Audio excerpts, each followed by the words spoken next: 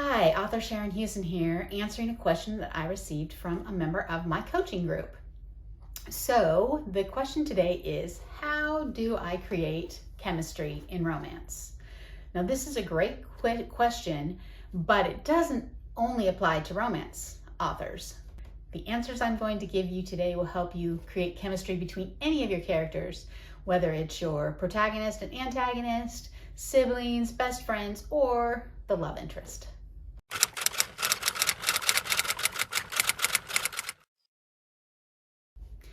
Okay, don't get too upset, but the number one way that you can create chemistry in your romance is by showing instead of telling. And I'm going to be specific about that. So a lot of times romance is very much the way they look. Oh, they noticed this, the way they look. Great, except that a lot of times it gets told.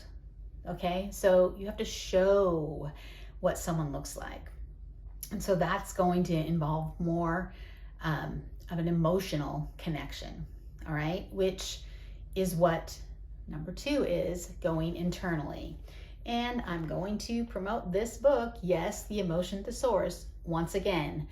And you can find an affiliate link for this book. Every fiction writer should have this book in their library of resources.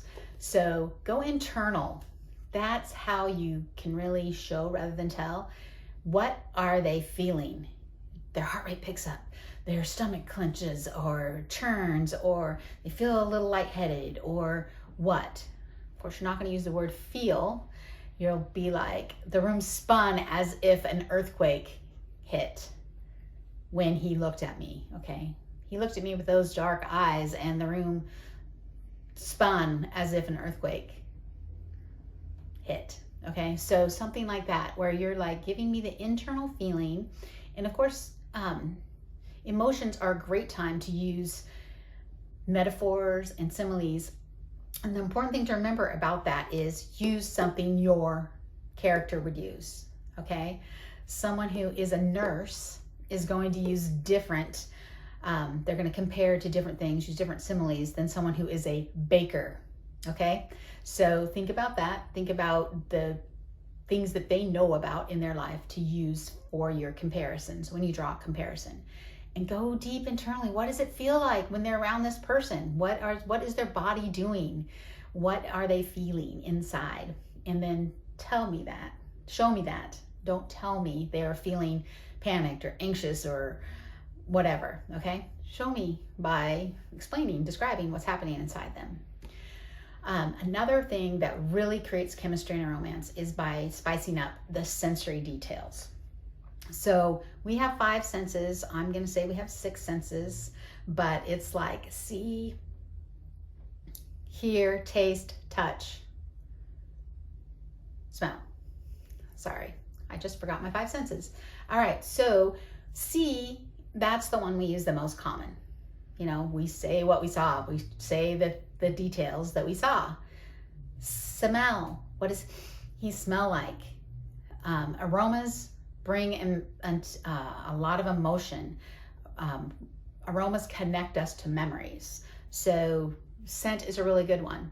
But also one that the tactile experience, the sense of touch, is used a lot to create chemistry and romance. The tingles, that was feeling the smooth skin. Oh, her hair was silkier. It tickled my jaw. Different things like that. So those are sensory descriptions that we get, okay? And the 6th one is the one that I would like to say is your instinct, okay? A lot of times you just know something. You just get this feeling about something or whatever.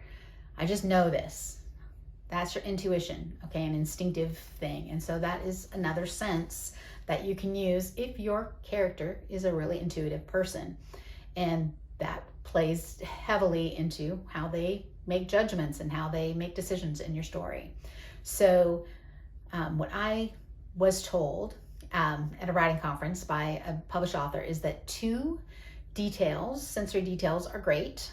3 max, never more than that. And so this means yes to sense, two different scents if I use that, or a scent and a touch, okay? But I would never do a scent, a touch, and the sound, all of it, because as well as what you're seeing, four becomes too much, all right?